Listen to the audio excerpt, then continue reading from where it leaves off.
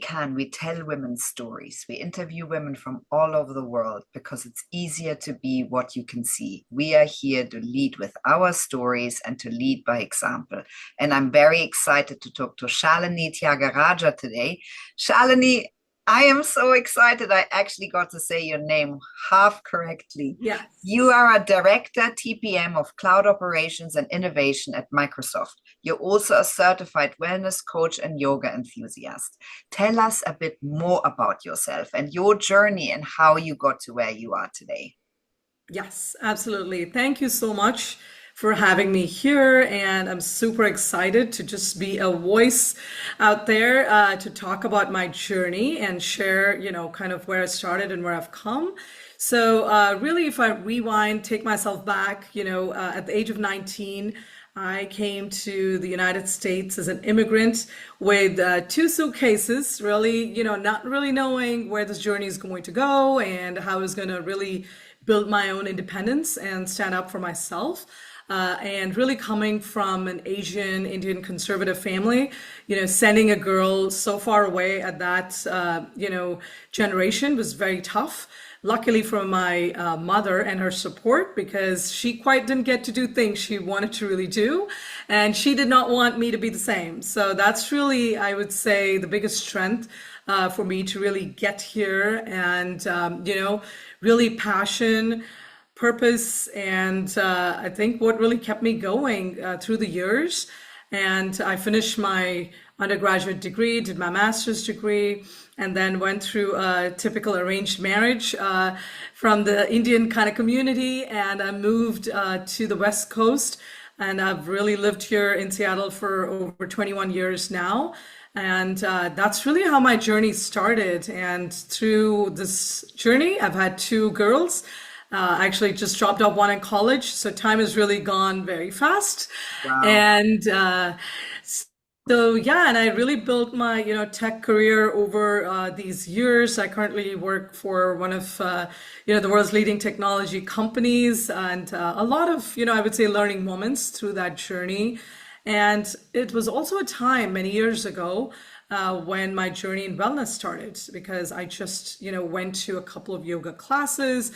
And, as cliche as it sounds, after a couple of classes, I just felt there was a sense of calm. There was something within me that just resonated. And I'm also a person who loves challenges. So trying to do all those yoga poses, absolutely challenging. I would be lying if I didn't say I fell on my face many times. And I said, will I ever be able to do this? But fast forward, I just fell in love with yoga. I decided to get certified. I honestly didn't quite know if I wanted to teach, but I think over time, I just, connected back with my childhood dream, which is always to be a teacher. So I said, I got to give this a shot. And I started teaching yoga. And yeah, I've taught over, oh boy, 50, 100 plus students, different age groups. There have been teenagers, seniors, adults over time. And I think that's really how my teaching and coaching journey in wellness started as well. And I'm currently finishing up my eye and health coach training, and I'm also venturing into the energy healing Reiki certification as well. So that's a little bit Shalini, about just summarizing my journey. you're a woman in tech and you're a woman in wellness. You got those two big themes. Tell us a little bit more about your journey in tech. You have unbelievably 15 plus years of experience in the strategic and transformational programs, developing solutions through customer feedback, data assessment, thought leadership, team leadership, prioritizing different areas. So tell us a little bit more about that journey and then how you got into the wellness journey. You've described it to us. And how do you combine those two things? It's quite full on. Yes. Oh boy, that's a loaded, tough question because I think, definitely I wish somebody gave me a playbook when I started all of this, right? Unfortunately, I didn't. So I would really say, when I started off my career, I started off first at, a very small startup company, and I still remember there were only, I think, five of us, okay, in the company. And that's really how my journey started. And I did everything in the company, whether that was tech support and web development, speaking to customers, did it all. And so that really kicked off my just journey and experience, right, in various things. And I quickly realized over time that, I was really good in project and program management because I was just a person who was super organized.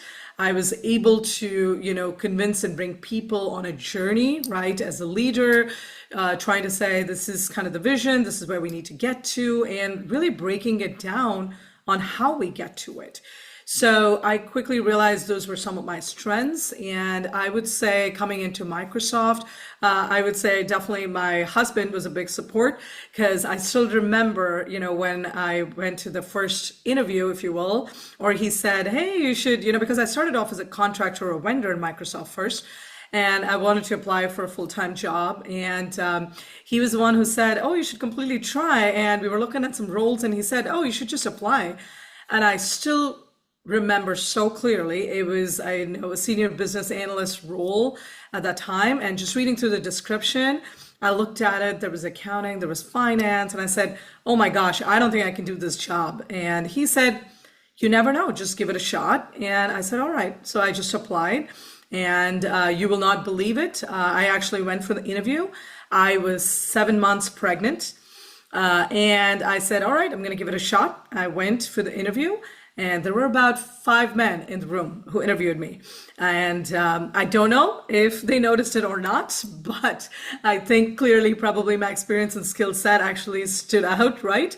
And I got the job. And I was just ecstatic because I did not expect it at all, right? And I definitely went through imposter syndrome, I would say, up till that point through my career, because I always doubted whether I could do something. And this time, again, like I said, a big, support from my spouse. I said, even applying to the job was a step, which, I just was reluctant to take. And I did. And guess what? That's when the journey really began.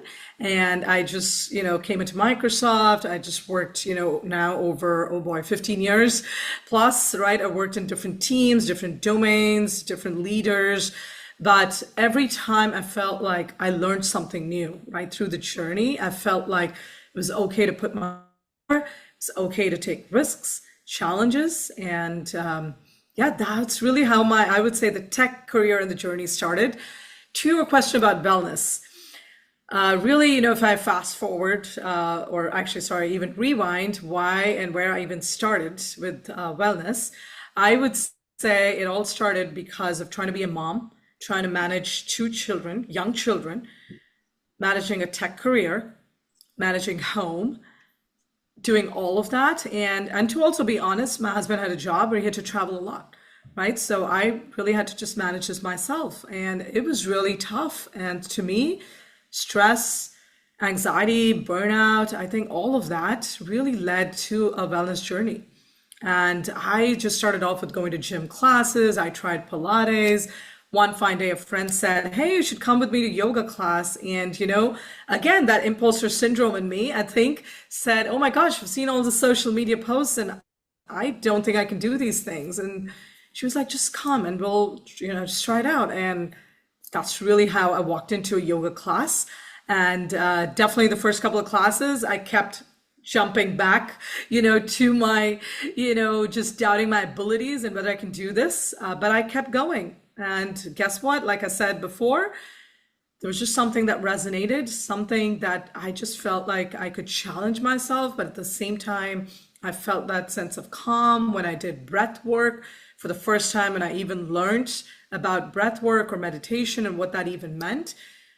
I just felt like it all connected. And, I felt just coming home with the kids, being so busy.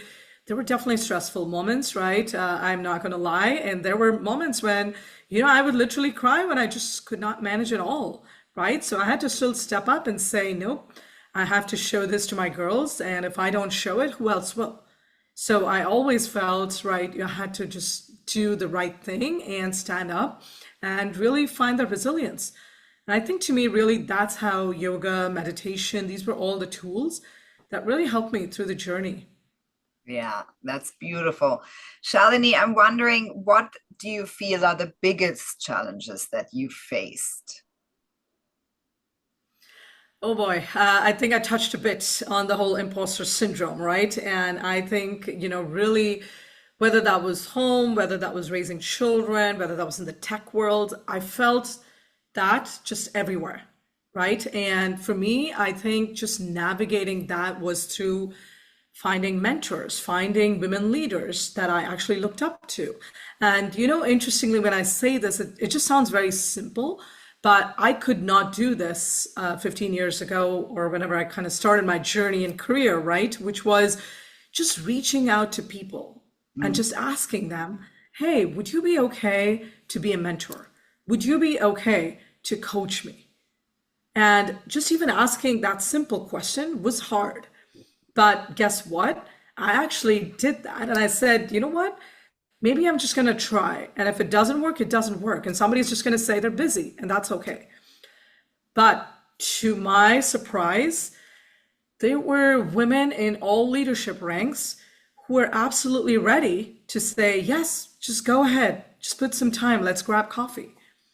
And today, some of the women leaders who've been my mentors, who've just stood by me every time I've had a challenging situation at work or manager or just, programs I was driving, I would just reach out to them and, regardless of their title. I mean, I've had women, who are VPs, who are GMs, but they've always really made the time to just have a conversation. And that's when I really realized, wow, it was just in the power of even asking simple questions and just putting myself out there, right? And just being vulnerable. And I think that was something I learned over time, right? I wish today I can say this to all of the young girls or others, early in their career watching this, just be out there, step out. It's okay to ask. It's okay for somebody to say no, but keep trying. Don't give up, because there will be women who are willing to talk to you. There will be women who are willing to lift you up and inspire you. So I think to me, honestly, that was, I would say, one of, really the tough challenges I faced, just putting myself out there. Shalini, do you feel Microsoft has been a really good place for you to grow? It sounds like an amazing place for anybody. Absolutely. I feel from a culture, from just, being open, mindset, just to embrace new challenges or be open to, diverse experiences or, unique mindsets and what people bring to the table. Absolutely. And I feel under the leadership of Satya Nadella over the years, a lot has fundamentally changed just from a culture perspective in the company.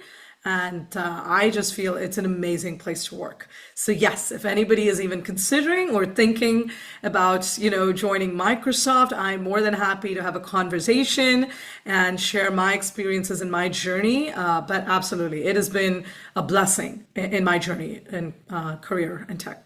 Shalini, and what do you feel was the best advice you've ever received?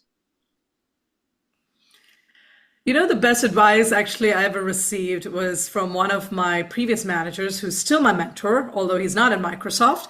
And one of the things he told me was, when I got promoted once, was just pause and smell the roses.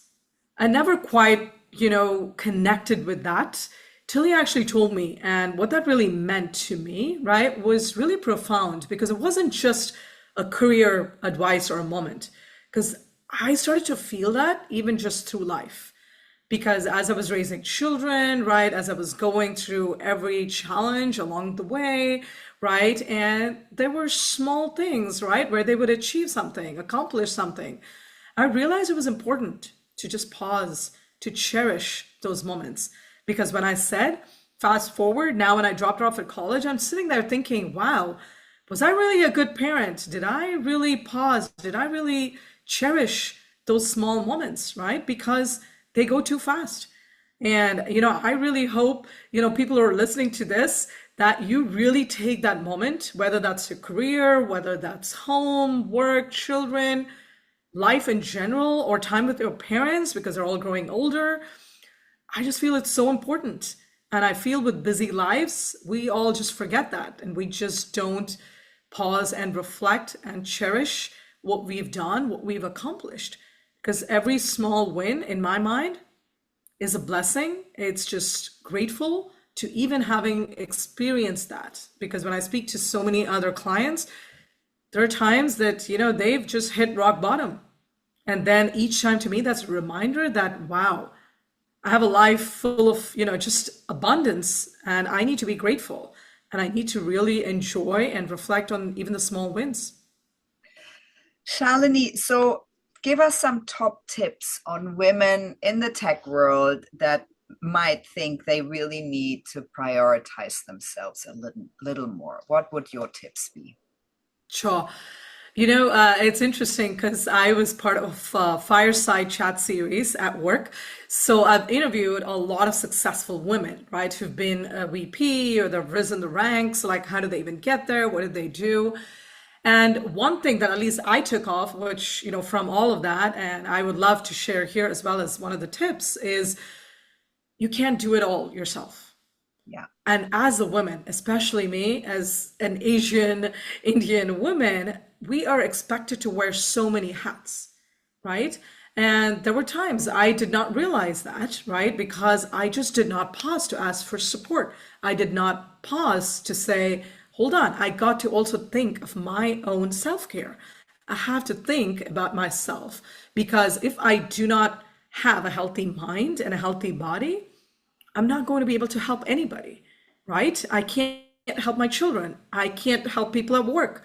I can't mentor people at work. I can't be a manager. So I can't do so many things if I do not have that healthy mindset and body myself. So to me, honestly, just having sustainable habits in your self-care routine or even prioritizing time, right? And I know it was tough as a woman, as a mom, right? But I think just like brushing your teeth, spending 10 minutes in the morning, really blocking that time out, right? To meditate or to just stretch, do yoga, whatever that means to you.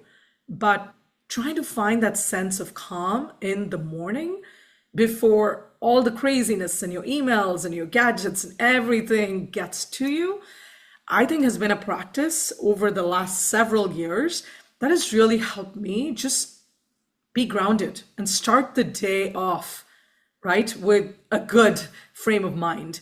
So to me, that I would say is definitely one of the habits that I would really recommend. And the most important underlying theme there is self-care. And you need to prioritize that and speak up for yourself. And it's okay if you can't do it all, get support, right? I mean, outsource certain things, delegate something, right? If you can't cook all the meals, it's okay to delegate or get that, either from help with your spouse or outsource it, right? Get a meal or get somebody to come and cook, maybe 2 days a week. It's okay to find the balance. I struggled with that for a very long time, right? Just even saying, oh my gosh, I need help. Oh, I can actually, outsource and get meal prep from somebody, or I could get a meal, right? And it's okay because I need that hour for that day just to do something for myself. Yeah. But again, I felt like over time I've learned that, but I really hope people are starting out young or people who are just, managing young kids and all of it, they really try and, find that me time or just a self-care time because I Yeah, think that's super I love important. that you said like brushing teeth because that's exactly what it is. We have to build it into our day, even if it's short periods of time, and it's just like brushing teeth. And I also like that Yes. you said to put your hand up because that's exactly what it is. We can always ask for help. Shalini, so what are you Yes. most proud of to date? I think there are a few things I can mention, but definitely for me, I would say the most important thing when I think about accomplishments or even a proud moment is just coming, to a completely new country, new place without knowing anyone for that matter at the age of 19, because I felt that when I dropped my daughter off a few weeks ago and she's 18, Mm. right? And I could feel oh wow, how's she going to do it all? And then for a moment I realized, oh, I came from that place. I came here, and at least she grew up here. She knows the country, she knows the people, she knows how to navigate things. But when I came here, it's just out of left field.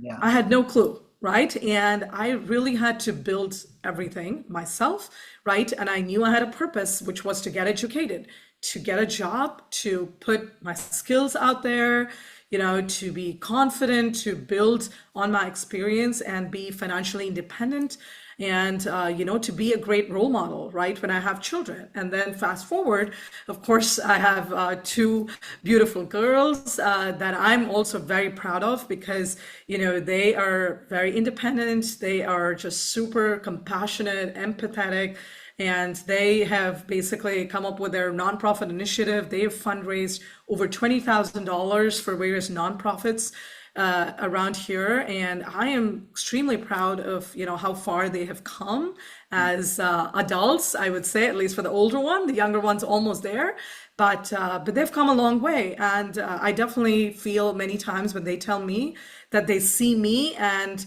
they feel like they can also do it, and how they can juggle things. To me, that is a huge compliment, and I feel very proud and just blessed, and having a lot of gratitude for how far I've come, and same in my tech career as well.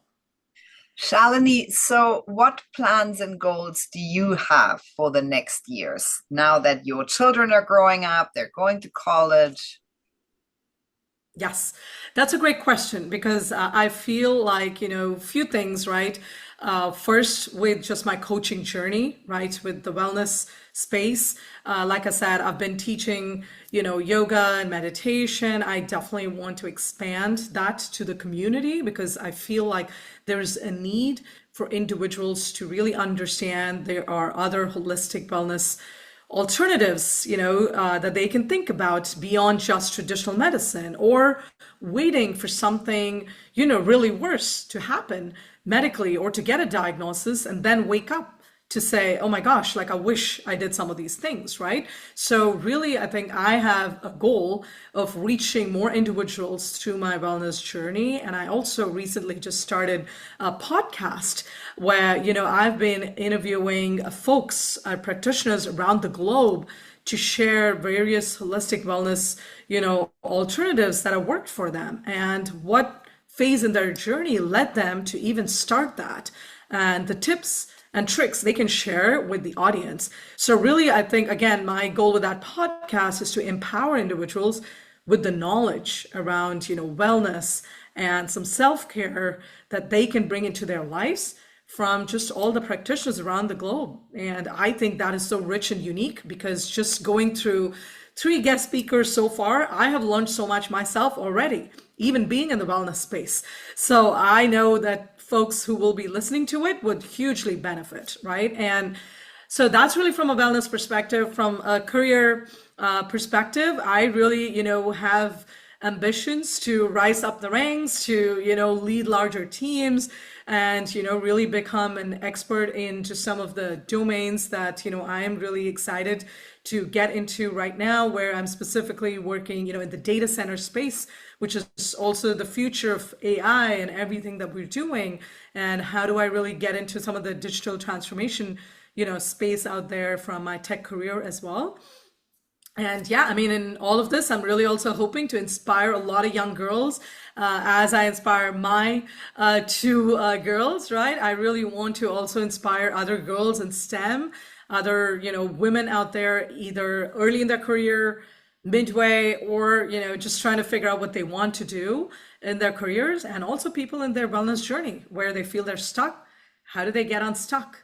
So I think there are a lot of ambitious things I want to do, because I feel like I'm just one of those lifelong curious learners, right? I'm always experimenting, I'm always learning about myself, everything around me as well. So I think really, if I had to summarize all of this in one sentence, I would say I have a vision to leave this world better than I found it. I love that. Shalini, what do you want people to take away by listening to your story?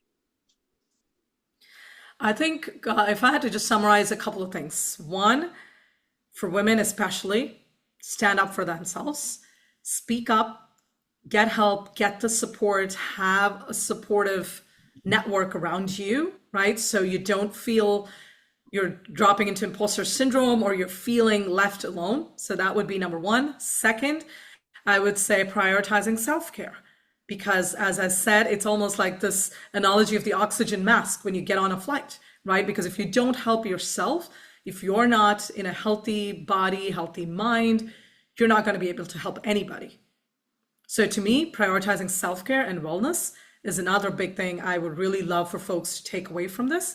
And I would say third, smell the roses, right? I mean, just pause, reflect, cherish moments in life because I've just felt that they go too fast. And then you realize later, oh boy, I wish I actually paused to, find a little more gratitude, find a little more bliss in that situation and that moment. So I would say those are the top three things I would really, leave for folks in this session today. Shalini, I'm so grateful for you telling your story because you are showing that you can be an immigrant, you can get educated in a place you have no roots in, you can get a family, set up a family, you can have a career in tech, and you can have other purposes that you follow alongside by being curious and just being on the journey. So I'm so thankful for your time today. Thank you so much, Stephanie. I really appreciate you. And thank you for giving me this time and this opportunity to share my story.